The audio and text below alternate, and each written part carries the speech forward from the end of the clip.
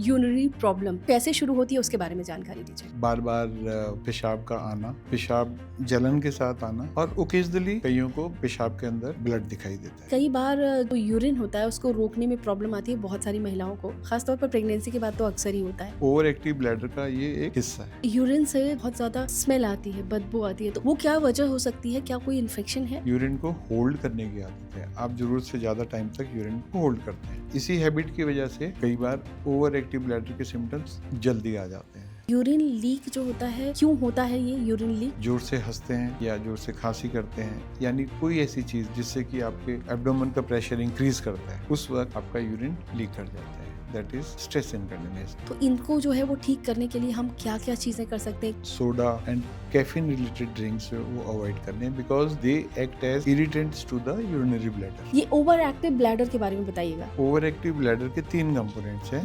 FUN। F stands for frequency, बार बार पेशाब का जाना। U stands for urgency, intense desire कि हमें तुरंत रश करना पड़ेगा बाथरूम के लिए। और N स्टैंड फॉर नॉक्टूरिया। नॉक्टूरिया मतलब रात में बार बार उठ के आप पेशाब करने के लिए जा रहे हैं। ऐसी कौन सी कंडीशन होती है जिसमें हमें डॉक्टर्स के पास जाना ही पड़ेगा? ब्लैडर या उससे नीचे के जो इन्फेक्शंस हैं उनमें फीवर नहीं होता है। अगर आपको फीवर आ रहा है UTI में, then it is a serious condition.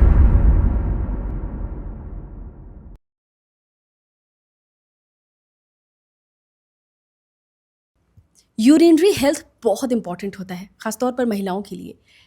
महिलाओं में यूरिनरी हेल्थ जो है वो कई बार इतना ज़्यादा प्रॉब्लम देती है कि जिसके बारे में लोग चर्चा भी नहीं करते, जैसे कि यूरिन लीक होना और साथ ही साथ बार बार यूरिन इन्फेक्शन होना और भी बहुत तरह की समस्याएं।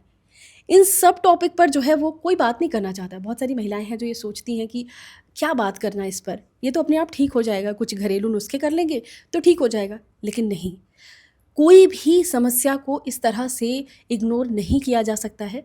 महिलाओं के लिए यूरिनरी हेल्थ जो है वो बहुत इंपॉर्टेंट है। तो आज हम यूरिनरी हेल्थ पर बातचीत करेंगे और हमारे साथ बातचीत करने के लिए स्टूडियो में है यूरोलॉजिस्ट डॉक्टर हरविंदर सिंह चौहान। बहुत बहुत स्वागत है आपका। Thank you, Vijaya, for inviting me here. This fine day, this fine moment. हम लोग डिस्कस करना चाहेंगे वो वाला टॉपिक जो जी। ज़्यादातर लेडीज़ वीमेन नहीं ओपनली डिस्कस नहीं करती हैं। कोशिश करेंगे उनके सवालों का जवाब दें और उसको आसानी से समझाने की जितना बेहतर तरीके से समझा पाएँ जी उसके लिए हम पूरा प्रयास करेंगे। जी बिल्कुल। और तभी हम इसके बारे में जानने के लिए बहुत टाइम से हम लोग सोच रहे थे कि इस पर हम एक बढ़िया पॉडकास्ट करेंगे, बात करेंगे कि ये जो समस्या होती है ये क्यों होती है और लोग इस पर बात क्यों नहीं करना चाहते हैं। तो सबसे बड़ी जो समस्या होती है यूरिनरी प्रॉब्लम, मतलब जब प्रॉब्लम शुरू होती है वो कैसे शुरू होती है उसके बारे में जानकारी दीजिएगा। मुझे ऐसे लगता है हमारी सोसाइटी में, इंडियन सोसाइटी की बात कर रहे हैं, ज़्यादातर हमें शुरू से ही इन सब चीज़ों को हमारी मदर्स अपनी डॉटर्स को या हमारी मदर्स की मदर्स उनको कभी ये इन सब चीज़ों के लिए ओपनली डिस्कस करने के लिए इनकरेज नहीं किया। शायद ये हमारी सोसाइटी का ही फॉल्ट है, पर धीरे धीरे जैसे सोसाइटी ओपन अप होती जा रही है, काफ़ी लोग, काफ़ी महिलाएं अपनी समस्याओं को लेके यूरिनरी रिलेटेड आगे आ रही हैं। तो ये एक बहुत अच्छा चेंज है सोसाइटी के अंदर। ये जानना चाहेंगे कि कैसे पता करें कि महिलाओं में जो है वो यूरिनरी प्रॉब्लम जो है वो शुरू हो चुकी है? वो तो किसी भी महिला को सबसे पहले खुद ही महसूस हो जाता है कि बार बार पेशाब का आना, पेशाब जलन के साथ आना। अच्छा। सबसे कॉमनेस्ट तो यही सिम्टम्स होते हैं। ये 2 सिम्टम हैं? ये 2 सिम्टम्स सबसे कॉमन सिम्टम्स हैं। अच्छा। कि फ्रीक्वेंसी मतलब बार बार जाना और पेशाब में जलन होना। और ओकेजनली कईयों को पेशाब के अंदर ब्लड दिखाई देता है। ओके। हेमेचूरिया उसे कहा जाता है। एंड कलर वगैरह पे? कलर वही हेमेचूरिया उसे बोलते हैं, लाल रंग का पेशाब आना, जिसको टेक्निकली हेमेचूरिया कहते हैं। सबसे ज़्यादा जो यूरिनरी समस्याएं होती हैं, जो प्रॉब्लम्स होती हैं, कौन कौन सी होती हैं वो? सबसे कॉमनली तो यूरिन इन्फेक्शंस, और उसके बाद अपनी अपनी एज के अंदर, जैसे अगर बचपन से बात करें तो यूरिन इन्फेक्शन सबसे कॉमन है। उसके बचपन में बाद जैसे छोटे बच्चों को? छोटे बच्चों को छोटे बच्चों में फीमेल्स की बात कर रहे हैं। उसके बाद जैसे आप 20s में आपके बिनाकी आती है, मेंसेस का आना शुरू होता है, उसके बाद यूरिन इन्फेक्शंस, जैसे आपके अडल्टहुड में आप जाते हैं वो इन्फेक्शंस कॉमनली बढ़ती जाती है। ओके, तो जैसे इन्फेक्शन में क्या क्या होता है, सिम्टम्स क्या क्या होते हैं? इन्फेक्शन के कॉमन सिम्टम जो हैं बार बार पेशाब का आना, पेशाब में जलन होना, और ओकेजनली कई बार आपको ब्लड दिखाई देना बस यही है? यूरिन के अंदर। ओके। एंड बार बार जो यूरिन आता है, तो ये तो एक तो आपने बताया कि संक्रमण है, मतलब कोई इन्फेक्शन है, तो कोई बीमारी भी होती है इससे? नहीं, ज़रूरी नहीं कि बीमारी में ये सब आए। कई बार फिजियोलॉजिकल होता है, जैसे अगर आप सर्दियों में या किसी हिल स्टेशन पे जाते हैं, वहाँ पे ज़्यादा या विंटर्स में आपने महसूस किया होगा आपको बार बार यूरिन आता है, तो वो किसी बीमारी का लक्षण नहीं है, अच्छा। फिजियोलॉजिकल चेंजेस हैं। सर्दी में नॉर्मली आप ज़्यादा बार पेशाब जाते हैं। दूसरी बात, अगर इनटेक ऑफ लिक्विड ज़्यादा है तब भी आप ज़्यादा बार पेशाब जाएंगे। तीसरा, एंग्जाइटी अगर आपको है, या आपने नोटिस किया होगा एग्ज़ाम देने से पहले बार बार पेशाब, या आपने किसी फंक्शन में जाना है उस वक्त भी आपको एंग्जाइटी होती है, उस टाइम पर भी आप बार बार जाते हैं, इसका मतलब ये नहीं है कि आपको किसी बीमारी का लक्षण है ये। तो ये जो होता है ना कि कई बार जो यूरिन होता है उसको रोकने में प्रॉब्लम आती है बहुत सारी महिलाओं को, ख़ासतौर पर प्रेगनेंसी के बाद तो अक्सर ही होता है, तो उसको कैसे कंट्रोल किया जाए और ये क्यों होता है? बेसिकली जो आप कहना चाह रही हैं जी। वो लीकेज ऑफ यूरिन की बात कर रहे हैं। जी। लीकेज ऑफ यूरिन कई बार एक तो लीकेज है और दूसरा ये है कि एक ये भी है कि हम कंट्रोल करने में मतलब बहुत प्रॉब्लम होती है। एक तो लीकेज भी हो जाता है, दूसरा वो एक और होता है कि बहुत ज़्यादा तेज़ आती है, तो उस वक्त समझ में नहीं आता कि क्या किया जाए, तो वो वाली एक प्रॉब्लम है। लीकेज तो हो जाती है एंड दूसरा ये भी है कि बहुत ज़्यादा उसको कंट्रोल होना मुश्किल होता है। टेक्निकली इस टर्म को ओवर एक्टिव ब्लैडर कहते हैं। जी। 1997 में इसको इस टर्मिनोलॉजी को यूज़ किया गया था। 2001 में इंटरनेशनल कॉन्टिनेंस सोसाइटी ने इसको मान्यता दी थी, ओवर एक्टिव ब्लैडर। इसके 3 फीचर्स होते हैं। सबसे पहले फ्रीक्वेंसी, दूसरा अर्जेंसी, तीसरा नॉक्टूरिया। अच्छा, ये टर्म्स बता दीजिए। ये टर्म्स बता रहे हैं। फ्रीक्वेंसी का मतलब है आपको बार बार पेशाब जाना। अर्जेंसी का मतलब जो जैसे अभी आपने कहा कि बार बार पेशाब जाना और आप उसको होल्ड नहीं कर पाते हैं, इसमें इंटेंस डिज़ायर होती है एकदम से यूरिन करने की। और तीसरा नॉक्टूरिया, यानी कि रात में बार बार आपको पेशाब करने जाना। 2 बार तक हम उसे नॉर्मल ले सकते हैं, 2 बार से ज़्यादा अगर आपको बार बार उठना पड़ रहा है तो इसको अब नॉर्मल माना जाता है, उसको नॉक्टूरिया कहते हैं। यहाँ पर जो कैच है वो ये है कि अगर आप नींद से उठ रहे हैं पेशाब करने के लिए तब उसको नॉक्टूरिया में काउंट करेंगे। अदरवाइज अगर आप उठे हुए हैं और नींद खुलती है किसी और वजह से और फिर आप सोचते हैं कि मैं पेशाब करने जाऊँ, तो उसको नॉक्टूरिया नहीं कहा जाएगा। अच्छा, तो ये तो फिर ये दोनों चीज़ों में फ़र्क है। तो ये क्या कोई बीमारी का संकेत है? बीमारी का संकेत as such over active bladder का ये हिस्सा है नॉक्टूरिया। नॉक्टूरिया के काफ़ी कारण होते हैं। अभी जो डिस्कस कर रहे हैं आपके सवाल का जवाब देते हुए, उसमें ओवर एक्टिव ब्लैडर का ये एक हिस्सा है। ओके। एंड यूरिन से जो जैसे वेजाइना से जो भी जब यूरिन पास करते हैं तो बहुत सारी प्रॉब्लम्स में एक प्रॉब्लम ये भी है कि बहुत ज़्यादा उसमें स्मेल आती है, बदबू आती है, तो उसका उसको वो क्या वजह हो सकती है? क्या कोई इन्फेक्शन है? एंड अगर है तो इसे कैसे ठीक किया जाता है? यूरिन में स्मेल आने के काफ़ी कारण होते हैं। सबसे कॉमनेस्ट जो होता है, अगर आपको यूरिन को होल्ड करने की आदत है, आप ज़रूरत से ज़्यादा टाइम तक यूरिन को होल्ड करते हैं। नॉर्मली अगर आप यूरिन एक महिला 6 से 7 बार दिन में यूरिन करने जाती हैं। अच्छा, नॉर्मल पानी पीने पे? नॉर्मल पानी पीने पे। और अगर आप इससे ज़्यादा जाते हैं तो उसको आप नॉर्मल मान सकते हैं।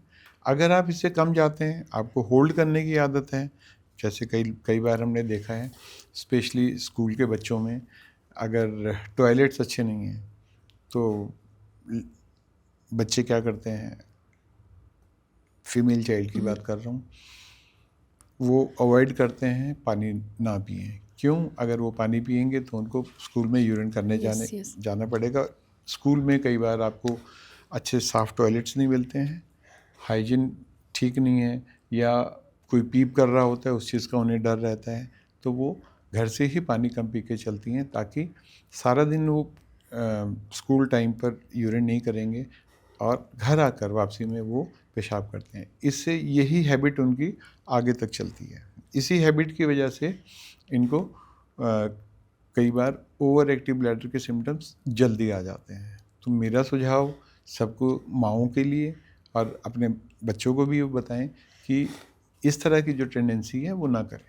तो ये यूरिन से बदबू आने की वजह मतलब यही है कि आप बहुत ज़्यादा ज़रूरत से ज़्यादा यूरिन को होल्ड यूरिन करते होल्ड करते हैं, या फिर ओल्ड एज की बात करें या डायबिटिक के पेशेंट्स की बात करें, उनमें भी आप ये चीज़ नोटिस कर सकते हैं। हैं। ओके। या कुछ किडनी की बीमारियां होती हैं, टेक्निकली ज़्यादा हो जाएगा, लेकिन कई मेडिकल प्रॉब्लम्स जो किडनी से जुड़ी हुई हैं, उसमें भी आप भांति भांति की स्मेल नोटिस करेंगे।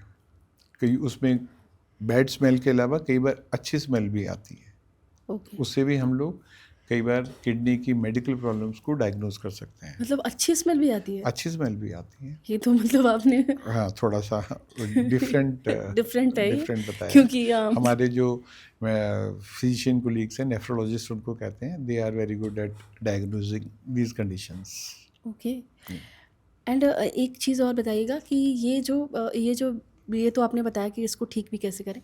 एंड जो ये यूरिन का जो इन्फेक्शन होता है, वो यूरिन का इन्फेक्शन किसी भी कंडीशन में हो सकता है, कभी भी हो सकता है?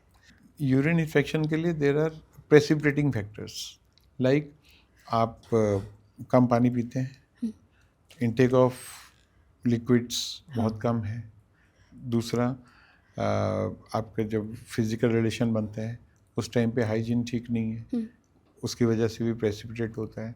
स्पेशली हमने नए कपल्स में नोटिस किया है, इमीडिएटली आफ्टर मैरिज जब आपका रिलेशन बनना शुरू होता है, उस टाइम पे यूरिन इन्फेक्शंस काफ़ी कॉमन होते हैं। उसको एक टर्म भी यूज़ करते हैं, उसे कहते हैं हनीमून सिस्टाइटिस। तो उसके लिए हमें ध्यान रखना चाहिए। अच्छा, ये जो है यूरिन को, जो यूरिन लीक वाली अभी बात कर रहे थे हम लोग, तो यूरिन लीक जो होता है उसकी कंडीशन क्या होती है, क्या क्यों होता है ये यूरिन लीक? इस पे पूरा डिटेल में बताइएगा कि क्यों यूरिन लीक होता है, कैसे पता करें कि मतलब वाकई अब ये चीज़ें ठीक नहीं है, अब ये आउट ऑफ कंट्रोल हो रही है और मुझे डॉक्टर के पास जाना है। इसके बारे में पूरा बताइएगा, यूरिन लीक की ये जो समस्या होती है उसके बचने का भी कैसे हम उसे ठीक कर सकते हैं? यूरिन लीक को मेनली 4 डिविजन्स में डिवाइड करते हैं। जी। सबसे कॉमन है अर्जेंसी, अर्ज इनकंटिनेंस उसे कहते हैं। मतलब आपको इतनी इंटेंस डिज़ायर होती है यूरिन करने के लिए, बिफोर, इससे पहले कि आप बाथरूम तक पहुँचे, आपका यूरिन कपड़ों में ही लीक कर जाता है। ठीक है। इसे अर्ज इनकंटिनेंस कहते हैं, जिसे हम मेडिसिन से ही ठीक कर सकते हैं। दूसरे वाला जो लीकेज होता है, that is stress incontinence. Stress incontinence में आप जब भी ज़ोर से हंसते हैं या ज़ोर से खांसी करते हैं, यानी कोई ऐसी चीज़ जिससे कि आपके एब्डोमेन का प्रेशर इंक्रीज़ करता है, उस वक्त आपका यूरिन लीक कर जाता है, दैट इज़ स्ट्रेस इनकंटिनेंस। दोनों ही कंडीशंस जो हैं डिफरेंट है। तीसरी कंडीशन जो है उसमें ओवरफ्लो इनकंटिनेंस कहते हैं। ओवरफ्लो इनकंटिनेंस में आपके ब्लैडर के अंदर ऑलरेडी काफ़ी मात्रा में यूरिन इकट्ठा होता है, जो बाहर नहीं निकल पाता, वो धीरे धीरे करके ड्रिबल करता है, that is overflow incontinence. Okay. तो ये तीनों जो समस्याएं हैं, उसके लिए हमें क्या करना चाहिए? हम लाइफस्टाइल में क्या कुछ कर सकते हैं और हम मेडिकेशन क्या क्या ले सकते हैं? अगर आप अर्ज इनकंटिनेंस की बात करें, अर्ज इनकंटिनेंस तो मेडिसिन से ठीक हो जाती है, बिकॉज टेम्परेरी होती है। ओवर एक्टिव ब्लैडर में भी ये एक हिस्सा है, तो मेडिसिन अगर आप लेते हैं तो उससे आप ठीक हो सकते हैं। काफ़ी लाइफस्टाइल मेंटेनेंस की अगर बात करते हैं तो उसमें good amount of liquids to be taken. अच्छा। हर डॉक्टर कहता है कि खूब पानी पियो या लिक्विड इनटेक अच्छा होना चाहिए। यहाँ पे ज़्यादातर लोगों को ये नहीं मालूम है कि गुड अमाउंट ऑफ लिक्विड्स क्या है, कितना पानी पीना चाहिए। हाँ, वो डिसाइड करना बड़ा मुश्किल जी है। जी। वो वेरी करता है condition to condition and on different factors. Like आपका urine oral intake of liquids इतना होना चाहिए कि मिनिमम आप 1200 से 1.5 लीटर तक डेली यूरिन करें। तो it is the amount of urine जो आप करते हैं उसके ऊपर डिपेंड करता है, ना कि कितना आप ले रहे हैं। तो एटलीस्ट 1.5 लीटर यूरिन करना इज़ इम्पॉर्टेंट। लाइक सर्दियों में आपका जो ओरल इनटेक है लिक्विड्स का वो कम होता है, हाँ। तो उसमें हम ये आपको ये नहीं कह सकते हैं कि आप भाई 4 to 5 लीटर्स ऑफ लिक्विड्स रहें। उसमें वेरी करेगा, उसमें इनटेक तो कम रखना है आपको, लेकिन इतना हो कि आपका यूरिन आउटपुट 1.5 लीटर्स तक हो। इसके लिए कोई डेफिनेट क्राइटेरिया नहीं है, वो आपको अपने गैस वर्क से ही करना चाहिए। अच्छा, इसके अलावा कुछ एक्सरसाइजेज एंड ऑल कैसे लाभ मिलता है? इनकंटिनेंस ऑफ यूरिन है वो दो तरह, अर्जेंसी जिसे कहते हैं, दो तरह का होता है। एक है wet type, other is dry type. अच्छा। ड्राई टाइप में लीकेज नहीं होता है, वेट टाइप में लीकेज होता है। अच्छा, ड्राई टाइप भी मतलब लीकेज है? आपने बताया था ना अर्जेंसी, अर्जेंसी मतलब वाला है। आपको एक इंटेंस इच्छा होती है कि मुझे तुरंत फिर वो यूरिन करने के लिए जाना है, फिर वो इच्छा। ड्राइनेस हो जाता है, मतलब ड्राई रहता है। लेकिन अगर लीक नहीं करता है पर इच्छा रहती है, तो that is dry type. Hmm, wet type में क्या है, इच्छा होती है लेकिन इससे पहले कि आप बाथरूम तक पहुंचे हाँ, वो तो और फिर आपका यूरिन कपड़ों में लीक हो जाता ठीक है। है। तो इनको जो है वो ठीक करने के लिए हम क्या क्या चीज़ें कर सकते हैं? एक तो मेडिकेशन जो है वो तो करते हैं, इसके अलावा हम क्या लाइफस्टाइल में क्या चेंजेस कर सकते हैं, क्या खा सकते हैं, उसके बारे में बताइएगा। एक तो आपको soda and caffeine related drinks वो अवॉइड करने हैं, because they act as irritants to the urinary bladder. हम आज जो भी बातें कर रहे हैं वो यूरिनरी ब्लैडर से है, इसमें गॉल ब्लैडर का कोई रिलेशन नहीं है। Gall bladder is totally different entity. हम जो भी ब्लैडर वर्ड यूज़ कर रहे हैं वो यूरिनरी ब्लैडर के लिए इस्तेमाल कर रहे हैं। तो इन चीज़ों को, स्मोकिंग भी इरिटेट करती है ब्लैडर म्यूकोसा को, उसको भी आपको अवॉइड करना है। और हाई फाइबर डाइट लेंगे जिससे कि कॉन्स्टिपेशन ना हो। अगर कॉन्स्टिपेशन होता है वो भी ब्लैडर को इरिटेट करता है, बिकॉज रेक्टम में ब्लैडर के पीछे रहता है, और अगर उसके अंदर कॉन्स्टिपेटेड मटेरियल है, फिकोलिस उसको कहते हैं, तो कॉन्स्टेंटली वो ब्लैडर को इरिटेट करता रहता है, जिससे कि आपको फ्रीक्वेंसी और अर्जेंसी महसूस होती है। ये ओवर एक्टिव ब्लैडर के बारे में बताइएगा। ओवर एक्टिव ब्लैडर के 3 कंपोनेंट्स हैं। उसको आप फन भी बोल सकते हो, FUN। अच्छा। F स्टैंड्स फॉर फ्रीक्वेंसी, बार बार पेशाब का जाना। U stands for urgency, intense desire कि हमें तुरंत रश करना पड़ेगा बाथरूम के लिए। हाँ। और N स्टैंड फॉर नॉक्टूरिया। नॉक्टूरिया मतलब रात में बार बार उठ के आप पेशाब करने के लिए जा रहे हैं। तो ये 3 चीज़ें जो हैं ये ओवर एक्टिव ब्लैडर का हिस्सा है। ओवर एक्टिव ब्लैडर के बारे में और चीज़ बताएं, इसका जो प्रेवलेंस है that is 16% of the population. अच्छा, ऑल जैसे ओवर द पॉपुलेशन में 16% लोगों को ये चीज़ पाई जाती है, ओके। सिम्टम्स। लेकिन क्योंकि सारे लोग सामने नहीं आते हैं शिकायत लेके, तो एग्जैक्ट इसके बारे में कहना मुश्किल है। जी, एक यूरिनरी इनकॉन्टिनेंस होता है, वो क्या होता है और इसका इलाज कैसे किया जाता है? क्या सर्जरी वगैरह होती है? यूरिनरी इनकंटिनेंस जो मैंने आपको 4 डिविजन्स बताए थे। अर्जेंट इनकंटिनेंस जिसको हमने ओवर एक्टिव ब्लैडर में इंक्लूड किया था। अब जो बात कर रहे हैं स्ट्रेस इनकंटिनेंस की बात कर रहे हैं, जिसमें सर्जरी का रोल है। स्ट्रेस इनकंटिनेंस का मतलब है कोई भी चीज़ जो आपके एब्डोमेन का प्रेशर बढ़ा रही है, हंसना ज़ोर से, छींक आना, या किसी भी चीज़ में एब्डोमेन का प्रेशर बढ़ा और यूरिन लीक किया, उसको हम सर्जिकली ट्रीट करते हैं। अच्छा। सर्जरी में जाने से पहले हम लोग उनको एक्सरसाइजेस सिखाते हैं, जिसको कीगल्स एक्सरसाइजेस कहते हैं।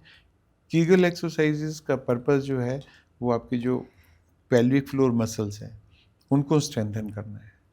उनके लिए कीगल्स एक्सरसाइजेस अगर माइल्ड सिम्टम्स हैं तो काफ़ी हेल्पफुल करते हैं। अगर मॉडरेट हैं उसमें कई बार इसकी एक्सरसाइजेस से हेल्प मिल जाती है, मेडिसिन से हेल्प मिल जाती है। अदरवाइज सीवियर स्ट्रेस इनकॉन्टिनेंस है उसके लिए तो सर्जिकल ट्रीटमेंट ही है। ये अभी आपने जो ये तीनों बताया, मॉडरेट और सीरियस एंड नॉर्मल जो आपने बताया, तो इसका मतलब कौन सा जो सिम्टम है? कॉमनली हमने देखा है आफ्टर प्रेगनेंसी या यंग एज में लीकेज ऑफ यूरिन होती है, जिसको स्ट्रेस इनकंटिनेंस कहते हैं। माइल्ड होती है, टेम्परेरी होती है। टेम्परेली आप एक्सरसाइजेज से और या यूरिन इन्फेक्शन के सिम्टम्स साथ में हैं, उसको ट्रीट करने से ठीक कर सकते हैं। मॉडरेट में मेडिकल ट्रीटमेंट भी काम करता है और सर्जिकल ट्रीटमेंट भी काम करता है, लेकिन सीवियर स्ट्रेस इनकॉन्टिनेंस में सर्जिकली ही मैनेज करना पड़ता है, मेडिकल ट्रीटमेंट का उसमें कोई रोल नहीं है। जी, तो ये जो आपने समस्याएँ बताई हैं, उसके बारे में मुझे और थोड़ा डिटेल में बताइएगा कि और क्या-क्या समस्याएँ उसकी वजह से होती हैं? अर्ज इनकॉन्टिनेंस मेडिकल कंडीशंस में भी मिलता है। जैसे जैसे हमारी एज बढ़ती जाती है, इसका प्रेवलेंस जो है वो बढ़ता जाता है। As you get older, the more urgency symptoms you will find in yourself. और तीसरा जो कारण है वो न्यूरोलॉजिकल का कारण है। स्ट्रोक या स्पाइनल कॉर्ड इंजरी में भी आपको इनकॉन्टिनेंस के सिम्टम्स मिलते हैं, ओवर एक्टिव ब्लैडर के सिम्टम्स भी मिलते हैं। उसके लिए डिफरेंट ट्रीटमेंट अप्रोच ली जाती है। कौन सा होता है वो ट्रीटमेंट? उसमें सबसे पहले तो आपको कॉन्स्टिपेशन अवॉइड करना पड़ता है, या डायरेक्टली मेडिसिन इंक्लूड की जाती है। अगर मेडिसिन आपको काम ना करे तो थेरेपी को स्टेप अप किया जाता है। स्टेप अप थेरेपी में हमें इलेक्ट्रोमायोग्राफी और स्टेम थेरेपी यूज़ की जाती है। तो ये जो इलेक्ट्रोमायोग्राफी होता है वो कैसे होता है उसका अभी प्रोसेस? इंडिया में हमारे पास जोगो थेरेपी के नाम से चेन्नई बेस्ड कंपनी आई है। अभी इसकी 3-4 महीने पहले से दिल्ली में शुरुआत हुई है। हम लोग अपने पेशेंट्स को मसल स्टिमुलेशंस के लिए इनकरेज कर रहे हैं कि ओवर एक्टिव ब्लैडर के लिए इसको चूज़ करें। वो पेशेंट्स जो मेडिसिन से जिनको फ़ायदा नहीं मिल रहा है, उनको हम ये कराने के लिए इनकरेज कर रहे हैं। तो थोड़ा बताइएगा कि क्या मतलब उसमें क्या करते हैं आप उसमें लोग? जो आपकी पेल्विक फ्लोर मसल्स हैं उसको स्टिमुलेट करते हैं इलेक्ट्रोमायोग्राफिकली, इलेक्ट्रिक स्टिमुलेशन से। जो अच्छा, आपके नर्व फाइबर्स हैं, मसल्स को स्टिमुलेट करके they give strength to the pelvic floor. तो ये क्या पेनफुल होता है? ये पेनफुल नहीं होता, इट इज़ सिमिलर टू जैसे आप अपना ईसीजी करवाते हैं। थोड़ा ये यूरिक एसिड आजकल बहुत ज़्यादा कॉमन हो गया, बहुत ज़्यादा दिक्कतें हो रही हैं। उसके बारे में जो रीज़न है बढ़ने का, वो क्या रीज़न है? यूरिक एसिड का एज सच बढ़ने का कोई रीज़न नहीं है। देखा ये गया है कि ज़्यादातर हमारे यंगस्टर्स जो हैं, जो जिम ज्वाइन कर रहे हैं, they are taking protein diets. Uric acid के बारे में मैं बताऊं कि जो भी आप प्रोटीन्स बॉडी में लेते हैं, उसको जो डाइजेस्ट बॉडी करती है, लास्ट में जिसको एंड प्रोडक्ट कहते हैं, वो यूरिन के रास्ते एज ए यूरिक एसिड निकलता है। तो जितना ज़्यादा आप प्रोटीन लेंगे, अगर बॉडी में आपके एंजाइम्स उसको डाइजेस्ट नहीं कर पा रहे हैं, तो वो यूरिन के through as a uric acid ही निकलेगा। जितना ज़्यादा बॉडी के ऊपर यूरिक एसिड का लोड बढ़ेगा, उतना ही उसका डिपोजिशन पर्टिकुलर जॉइंट्स, टेंडन्स में बढ़ता जाएगा। तो क्या यूरिक एसिड में प्रोटीन अवॉइड करना होता है? यूरिक एसिड में बिल्कुल प्रोटीन से अवॉइड करना पड़ता है। काफ़ी मरीज़ तो ये पूछते हैं कि अगर सारे प्रोटीन से अवॉइड कर दो, खाएं क्या? Basically paneer, meat related products, इन सब में प्रोटीन्स हैं। तो अब हमारे पास जो चॉइस बच जाती है, अगर डाइटरी फैक्टर्स की बात करें तो वेजिटेबल्स की। इवन दाल्स में भी प्रोटीन्स हैं, दाल्स को भी अवॉइड करने के लिए कहा जाता है अगर यूरिक एसिड बढ़ा है? अगर यूरिक एसिड बढ़ा है और हम उसको डाइटरी बेसिस पे कंट्रोल करना चाहते हैं। इसके लिए मेडिसिन्स भी हैं, बट मेडिसिन्स को हम लॉन्ग टर्म यूज़ नहीं करते हैं। कोशिश करते हैं लाइफस्टाइल से ही या डाइटरी मॉडिफिकेशन से ही उसको कंट्रोल में कर लें। यूरिक एसिड जब बढ़ता है तो क्या-क्या लक्षण होते हैं उसके? यूरिक एसिड नॉर्मली आपके जो पाँव की, जिसको फिफ्थ टो इंटरमेटाटार्सल जॉइंट कहते हैं, वहाँ पे जाके डिपॉजिट होता है। वहाँ पे आपको पेन और टेंडरनेस फील होगी, या नी जॉइंट पे कई बारी पानी भर जाता है, एफ्यूजन जिसको कहा जाता है। इसकी जाँच कैसे करते हैं? लेकिन मैं आपको एक चीज़ और बता दूं, यूरिक एसिड स्टोन्स का किडनी में यूरिक एसिड लेवल से कोई लेना देना नहीं है। अगर आपके यूरिक एसिड लेवल्स बढ़े हैं, इसका मतलब ये नहीं है कि आप यूरिक एसिड स्टोन्स ज़्यादा होंगे। ओके। उसका इससे कोई रिलेशन नहीं है। अच्छा, इसकी जाँच कैसे करते हैं? यूरिक एसिड की जी। यूरिक एसिड की ब्लड के थ्रू इसके सैंपल्स लेके आप इसकी लेवल्स पता कर सकते हैं। ओके, और नॉर्मल लेवल कितना होना चाहिए लगभग? वेरी करता है मेल्स और फीमेल में। जी। फीमेल्स में थोड़ा लोअर साइड पे होता है, depends on lab to lab which kind of machine they are using. 5 to 6 और 6 to 7 5 to 6 in females and 6 to 7 milligram percent females में इसकी मात्रा है। अच्छा, एक गाउट होता है, मतलब ज़्यादातर हो जाता है, गाउट और टर्म गठिया। हम तब यूज़ करते हैं जब वो जॉइंट्स में जाके यूरिक एसिड डिपॉजिट हो जाता हो, जिसको गाउटी अर्थराइटिस भी कहते हैं। तो क्या वो एक्सट्रीम लेवल है? That is extreme levels. लंबे टाइम से अगर आपको हो रही है, बेसिकली क्या है, बॉडी के अंदर एंजाइम है जो इसको डाइजेस्ट करने में हेल्प करता है। जिनमें उस एंजाइम की डेफिशिएंसी होती है उनमें यूरिक एसिड डिपॉजिट होता है। ओके, यूरिक एसिड कम करने के लिए कौन कौन से फूड्स खा सकते हैं? एज सच सिर्फ आपको प्रोटीन्स ही अवॉइड करना होता है, सिर्फ? बिकॉज प्रोटीन्स का एंड प्रोडक्ट यूरिक एसिड है। ओके, सिट्रस फ्रूट्स उसको हेल्प करते हैं, बट मेन जो आपको प्रोटीन्स ही कम लेने हैं। तो ये यूरिक एसिड जो है वो क्या जो है सिर्फ डाइट और अपने मतलब खान पान से और लाइफस्टाइल से बदल सकते हैं, या फिर मेडिकेशन की ज़रूरत होती है? मेडिसिन की ज़रूरत पड़ती है जब आपके लेवल्स हाई होते हैं। बेसिकली अगर आप में एंजाइम की डेफिशिएंसी है तब आपको मेडिसिन की ज़रूरत पड़ती है। तो मेडिसिन की क्या मतलब, क्या उसमें देते हैं मेडिसिन में, कुछ जो बताइए। एंजाइम आपका डेफिशिएंट है उसको मेडिसिन फॉर्म में दिया जाता है। अच्छा, ये जो ये ड्रिंक होते हैं, सॉफ्ट ड्रिंक है या फिर वाइन शराब वगैरह जो भी है, क्या इससे भी यूरिक एसिड बढ़ता है? यूरिक एसिड डायरेक्टली इनसे नहीं बढ़ता है, लेकिन सोडा ड्रिंक्स जिसके अंदर सोडा हो उसको हम अवॉइड करने के लिए कहते हैं। ओके, क्या योग एंड कुछ एक्सरसाइजेज हैं जिससे यूरिक एसिड जो है वो कम किया जा सके? एक्सरसाइजेस किसी भी फॉर्म में बॉडी के लिए अच्छी ही होती हैं, लेकिन डायरेक्टली यूरिक एसिड पे इसका कोई लेना देना नहीं है। लेकिन अगर किसको गाउटी अर्थराइटिस हो गई है तो डेफिनेटली पैसिव एक्सरसाइजेस हेल्प करती है जॉइंट पेन्स के लिए। यूरिक एसिड जब होता है, मतलब जब बढ़ता है, तो उसमें पानी के बारे में बताइएगा कि कितना पानी पीना चाहिए, क्या ज़्यादा होना चाहिए या क्या? हाइड्रेशन अच्छा मेंटेन करने के लिए कहा जाता है, और इससे ज़्यादा कोई ज़्यादा हेल्प नहीं मिलती है। तो यूरिनरी ट्रैक पर आएंगे, जो कि महिलाओं में बहुत ज़्यादा यूटीआई की प्रॉब्लम आती है, तो वो एक बार बताइएगा। बहुत ही अच्छा सवाल आपने पूछा। फीमेल्स में ब्लैडर के बाद जो यूरिन बाहर आता है उसे यूरेथ्रा कहा जाता है। यूरेथ्रा की लेंथ जो फीमेल्स में होती है वो 4 सेंटीमीटर्स होती है।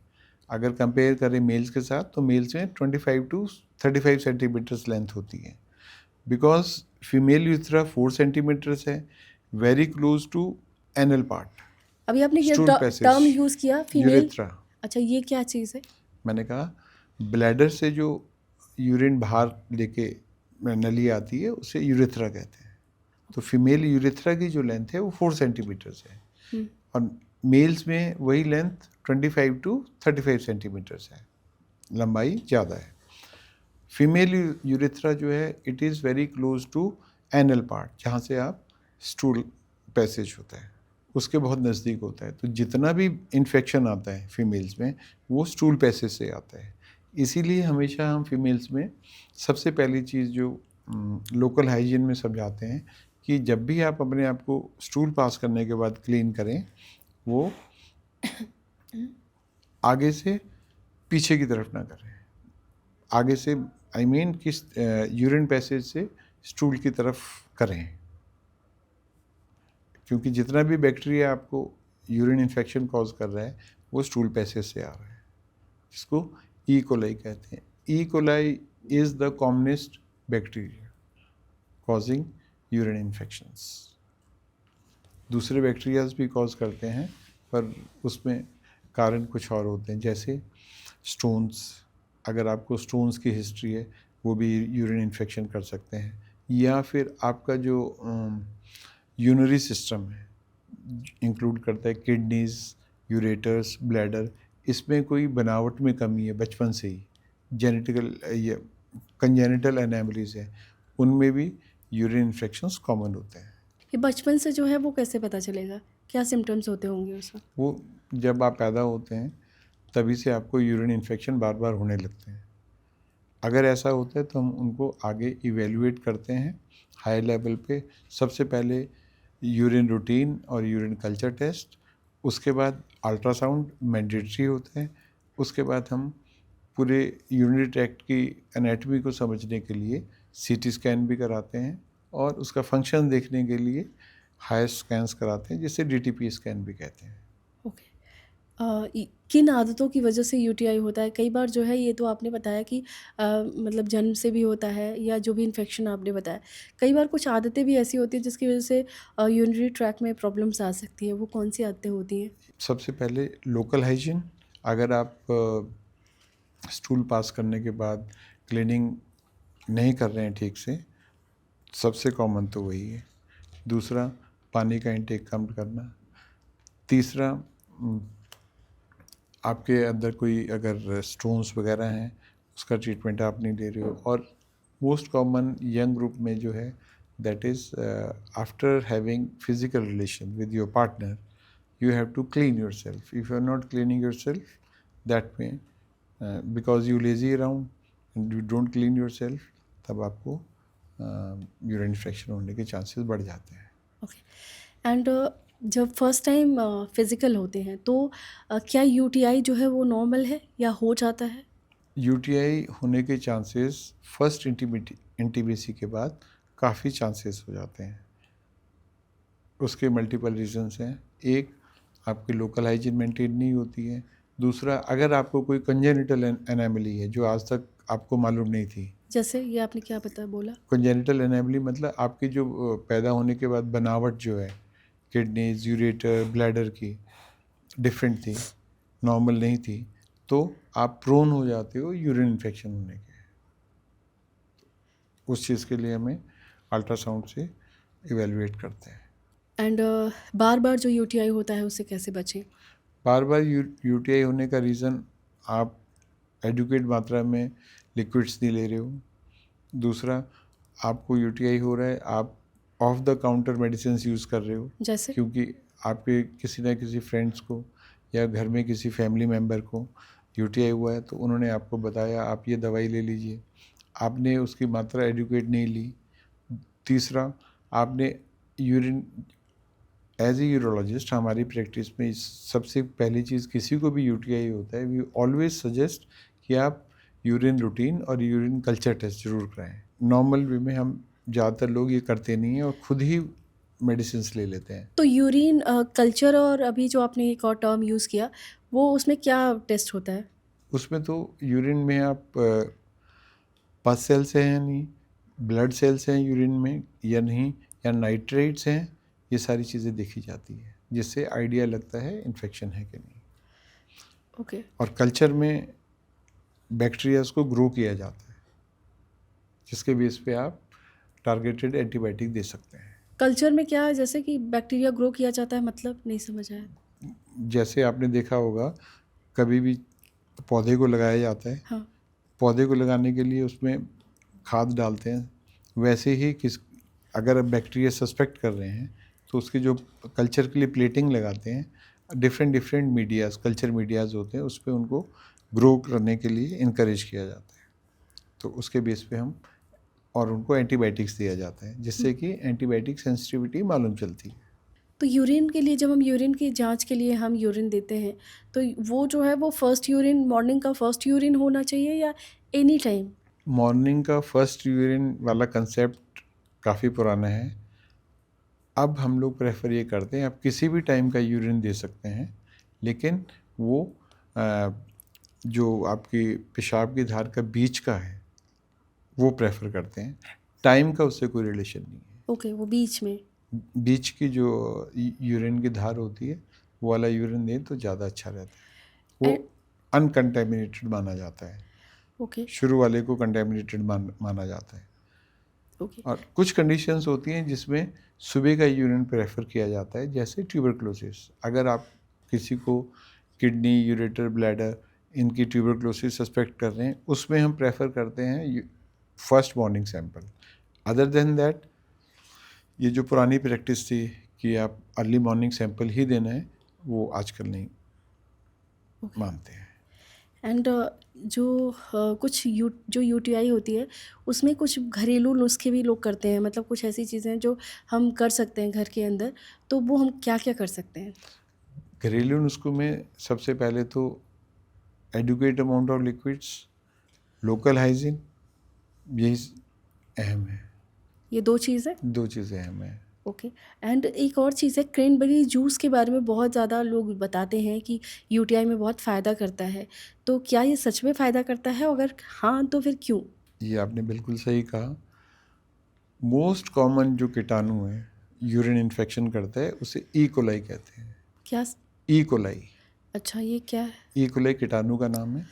अच्छा। ई कोलाई में क्रेनबेरी बहुत ज़्यादा इफेक्टिव है। क्रेनबेरी क्या करता है, कीटाणुओं को यूरिन पैसेज के साथ चिपकने नहीं देता है, तो वो मदद करता है कीटाणु, ई कोलाई कीटाणु को फ्लश आउट करने के लिए। इसलिए इसमें तो ये बहुत अच्छा काम करता है। लेकिन अदर देन दैट कोई और बैक्टीरियाज है जैसे प्रोटियस, क्लेब्सिला, उसमें क्रेनबेरी काम नहीं करता। बट ई कोलाई जो कॉमनेस्ट बैक्टीरिया है उसके लिए ये बहुत ज़्यादा इफेक्टिव है। कई बार यूरिन इन्फेक्शन के दौरान पेट में दर्द, अपर हिस्से में थोड़ा दर्द भी होता है, उसकी क्या वजह है? जब यूरिन इन्फेक्शन ब्लैडर को इन्वॉल्व करता है, जिसको कि सिस्टाइटिस बोलते हैं, उस टाइम पे आपको सुप्राप्यूबिक डिस्कम्फर्ट या भारीपन महसूस होना पेरिनियल रीजन में, इस तरफ, वो मतलब पेट के बीच में, है ना? पेट के बीच में, हाँ। ब्लैडर हमारा सबसे नीचे हाँ। वाला हिस्सा है, उसमें भारीपन महसूस होता है।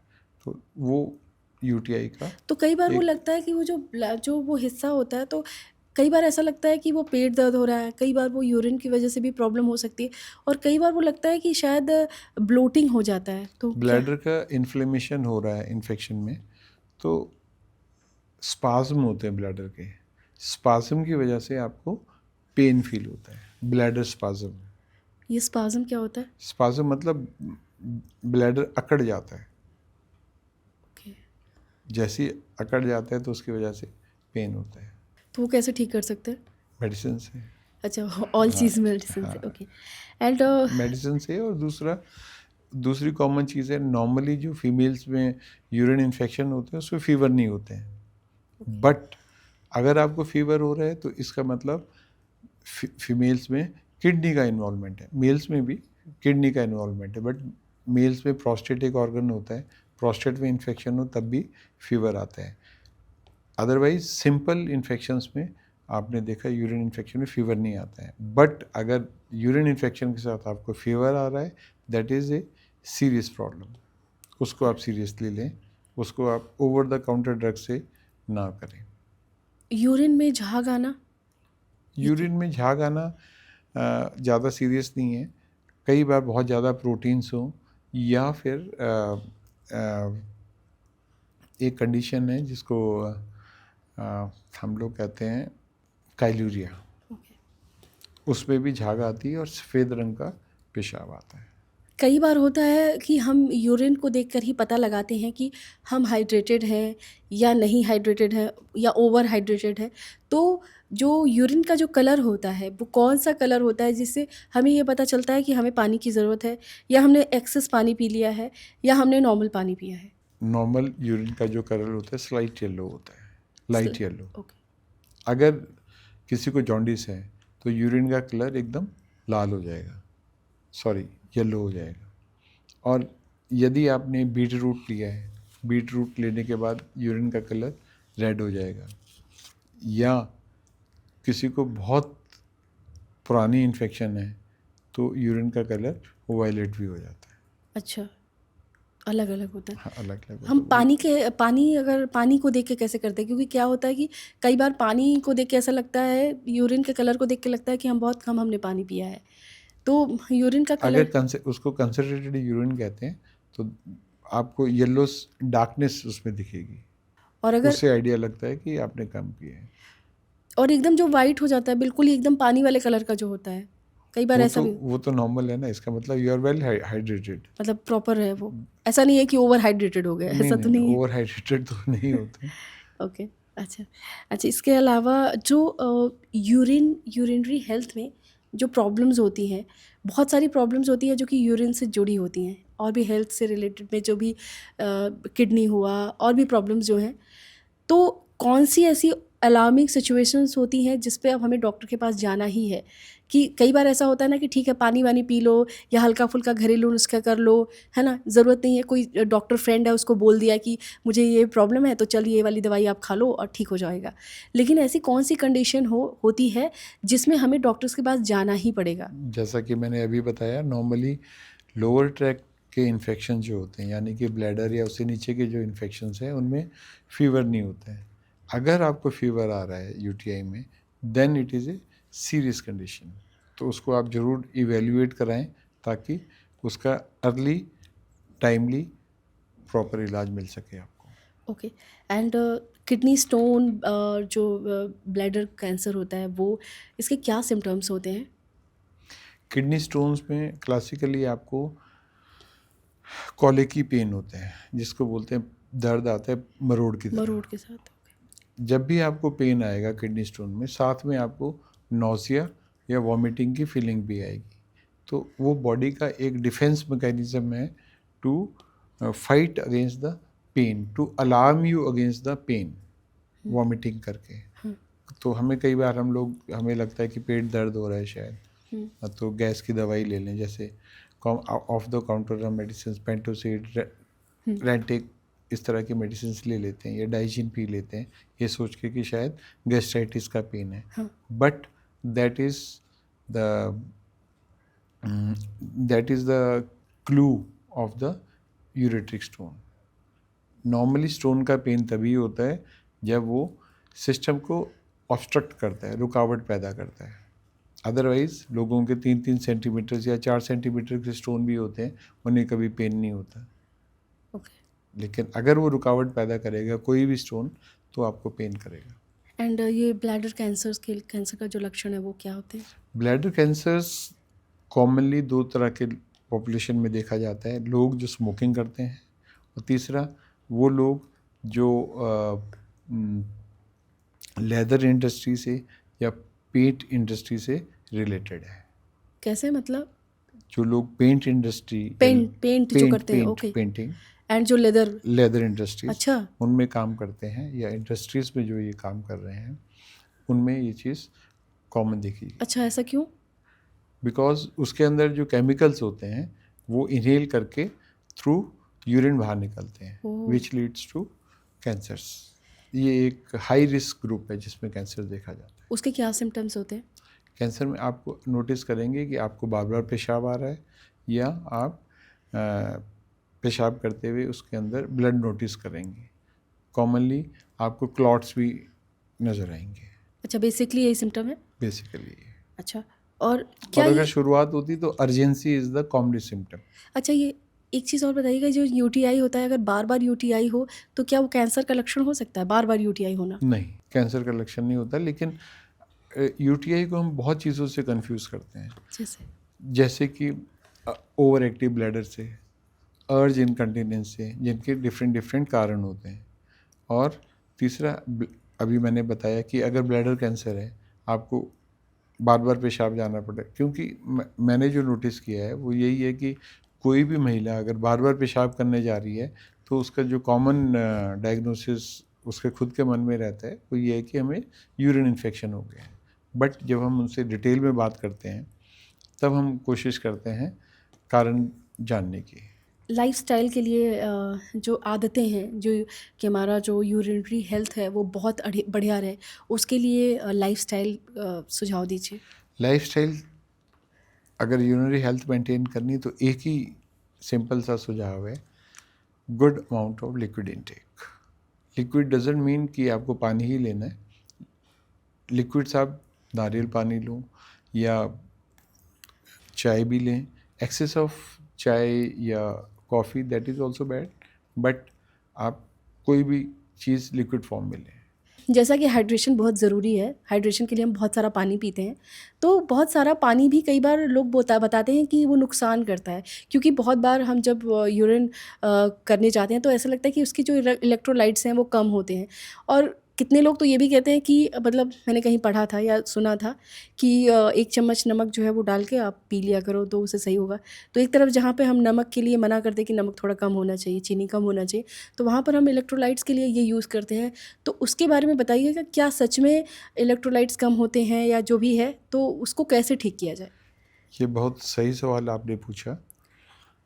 जितना ज़्यादा हम पानी लेते हैं उससे डाइल्यूशनल हाइपोनेट्रीमिया होता है, सोडियम की कमी हो जाती है। तो उस सोडियम की कमी को पूरा करने के लिए आपको लोगों में ये अन्य अन्य लोगों भिन्न भिन्न तरह के लोग इसको डिफरेंटली परसीव करते हैं। तो वो कोई इलेक्ट्रोलाइट्स ऐड करने के लिए कहता है, कोई नमक ऐड करने के लिए कहता है। तो ये सही है। तो कितना आप पानी ले रहे हैं वो भी बहुत ज़रूरी है। इसके विषय में मैं आपको बताऊं कि हमारा एक अराउंड 65-70 ईयर्स ओल्ड हरियाणा से कोई बुज़ुर्ग थे। वो उनको ये था कि अच्छी मात्रा में अगर किडनी को बचाना है तो अच्छी मात्रा में मुझे पानी लेना है। तो जब हमें बाद में पता लगा कि उनकी जो आदत थी वो कम से कम 10 से 15 लीटर पानी डेली लिया करते थे। बाप रे! और हम उनको इवेल्युएट कर रहे थे प्रोस्टेट इनलार्जमेंट के लिए। तो 10 से 15 लीटर वो पी जाते थे? हाँ, उनका मानना ये था कि मुझे अगर अपनी किडनीज को बचाना है तो पानी एक्सेस में लेना है। यही चीज़ मैंने आपको पॉडकास्ट के शुरुआत में भी बताई थी। It is amount of urine you pass daily, जो कि 1.5 लीटर के करीब माना जाता है। आप इतना इंटेक लें कि आपका 1200 से 1500 ml यूरिन डेली कर सकें। That is good enough for you. तो जो अभी आपने बताया कि हरियाणा का जो एक जो थे, तो वो इतने ज़्यादा पानी पी लेते थे, तो उनको क्या-क्या प्रॉब्लम्स हुई थी? हम लोग वो हमारे पास तो इवैल्यूएशन के लिए आए थे कि हमें बार बार पेशाब के लिए जाना पड़ता है। तो कॉमनली उस एज ग्रुप में प्रोस्टेटिक इनलार्जमेंट को ही माना जाता है कि उसकी वजह से प्रॉब्लम आ रही है। बट जब उनके सारे टेस्ट वगैरह कराए तो सारी चीज़ें नॉर्मल आई। फिर हमने उनसे पूछा कि आपका लिक्विड इनटेक कितना है। उस टाइम पे ये ज्ञात हुआ कि उनका जो इनटेक था वो ज़रूरत से बहुत ज़्यादा था। कौन-कौन से जो फूड्स हैं, वो यूरिनरी हेल्थ के लिए बहुत अच्छे हैं? मेनली सिट्रस फ्रूट्स जो हैं they are very good for urinary health. And कौन-कौन से जो फूड्स हैं, वो नुकसान करते हैं यूरिनरी हेल्थ को? Excess of anything is bad.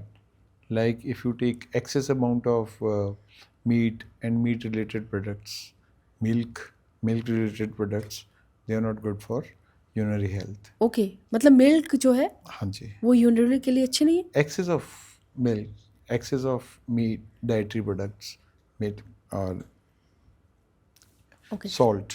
Okay. Salt is really not good for urinary health. And मोटापा और यूरिनरी हेल्थ जो है वो क्या मतलब कोई है रिलेशन? मोटापा में बिल्कुल, मोटापा में एक तो यूरिनरी इन्फेक्शंस, दूसरा आपका जो incontinence of urine, they are very common. More the obesity, more the chances of urinary incontinence. महिलाओं के लिए यूरिनरी हेल्थ को दुरुस्त रखने के लिए कौन-कौन सी वो 5 या 7 बातें हैं जो कि हमें करना ही है? सबसे important, good amount of liquid intake, maintenance of local hygiene, that is very important, which most of us ignore, taking good diet, avoiding constipation. Constipation is indirectly related to urinary symptoms, which should be avoided. And regular exercises. Exercises में कौन-कौन से exercises जो कि best हैं? Best for urinary system अगर बात करें तो Kegels exercises, which builds your pelvic floor muscles. Kegel के अलावा एरोबिक्स वगैरह? Definitely, aerobics are good for any muscle group. And आप जानना चाहेंगे जो उपचार होते हैं, उसके जो जाँच वगैरह जो करते हैं, वो कौन-कौन से जो हैं वो टेस्ट कराए जाते हैं जब भी यूरिनरी प्रॉब्लम्स होती हैं? बेसिक्स हम शुरू करते हैं यूरिन एनालिसिस से, जिसको हम रूटीन यूरिन टेस्ट भी बोलते हैं। उसके बाद यूरिन कल्चर, उसके बाद kidney function test, very important. इसको पूरा मुझे डिटेल में समझाइएगा कि जो टेस्ट अभी आपने बोला, उसमें क्या-क्या चीज़ें होती हैं? Urine routine test, urine analysis, हाँ। उसके अंदर हम रेड ब्लड सेल्स और WBCs या पस सेल्स देखते हैं, या यूरिन इन्फेक्शन अगर है तो नाइट्रेट्स हैं कि नहीं, यूरिन का पीएच, यूरिन का कलर, ये भी हम नोटिस करते हैं। ओके। एंड एक यूरोडायनेमिक टेस्टिंग होता है, यूरोडायनेमिक टेस्टिंग जो है वो एक हाई लेवल का टेस्ट है, ये क्या होता है? जिसको हम ब्लैडर की आदत, ब्लैडर का नेचर या ब्लैडर का बिहेवियर जानने की कोशिश करते हैं। हमें उसमें पहले ही मालूम होता है कि ये डायग्नोसिस है।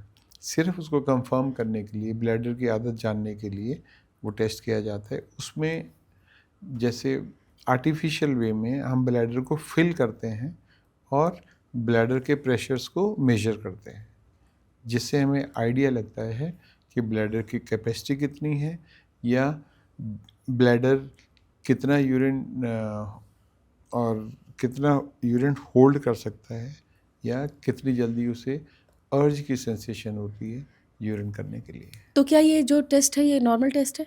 ये नॉर्मल टेस्ट नहीं है, एडवांस टेस्ट है। जब हम लोग बेसिक टेस्ट कर लेते हैं, फिर अगर हमें महसूस होता है तो यूरोडायनेमिक टेस्ट करते हैं। इसमें मैं एक बात और ऐड कर दूं, यूरोडायनेमिक टेस्ट करने से पहले ब्लैडर का बिहेवियर जानने के लिए हम इनकरेज करते हैं कि ब्लैडर डायरी मेंटेन की जाए। ब्लैडर डायरी में आपने 24 टू 48 आवर्स के अंदर कितना इनटेक लिया है लिक्विड्स का, किस टाइम पे, किस अमाउंट में, इनटेक ऑफ लिक्विड्स और कितना यूरिन आउटपुट रहा है, किस किस टाइम पे और किस अमाउंट में, उसको कैलकुलेट करते हैं। उसको कैलकुलेट करने से हम लोग ब्लैडर के बिहेवियर या ब्लैडर के नेचर के बारे में जानने की कोशिश करते हैं। अच्छा, यूरिनरी जो हेल्थ है इसमें इसको कोई न्यू अभी रिसर्च आया या न्यू कुछ इलाज आया है? यूरिनरी हेल्थ बेसिकली डिफरेंट बीमारियों का डिफरेंट वे में इलाज है। जैसे स्ट्रेस इनकंटीनेंस की बात करें तो स्लिंग प्रोसीजर्स जिसमें मेश का यूज़ किया जाता है, दे आर वेरी इफ़ेक्टिव और काफ़ी मिनिमल इन्वेसिव है। अच्छा, वो कैसे किया जाता है? सर्जरी बेस्ड होता है स्ट्रेस इनकंटीनेंस के लिए। ओके।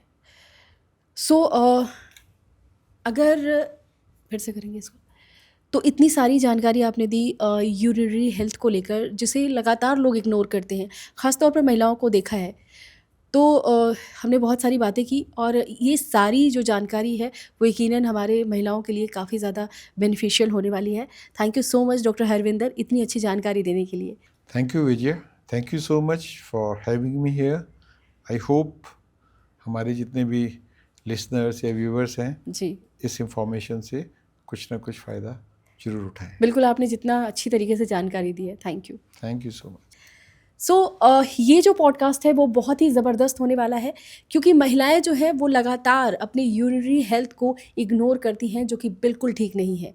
अगर कोई भी सिम्टम आपको दिखे, जैसा कि डॉक्टर साहब ने बताया है, तो उसके लिए आप लोग ज़रूर अपने यूरोलॉजिस्ट के पास जाएं और ये जो सिम्टम्स है ना उसे बिल्कुल इग्नोर ना करें, क्योंकि अगर आपने ये सिम्टम्स इग्नोर किया तो प्रॉब्लम्स ज़्यादा बढ़ सकती है। और अपने यूरिनरी हेल्थ को बिल्कुल भी अवॉइड ना करें। पूरा पॉडकास्ट देखिएगा और इस पॉडकास्ट को अपनी फैमिली फ्रेंड्स के साथ शेयर कीजिएगा ताकि वो लोग भी इसका लाभ ले सकें। तब तक के लिए बाय बाय, टेक केयर और स्टे हेल्दी। और साथ ही साथ हमारे इस पॉडकास्ट को बहुत सारा प्यार दीजिएगा, लाइक कीजिएगा, शेयर कीजिएगा। तब तक के लिए बाय बाय, टेक केयर। देखते रहिए गृहलक्ष्मी।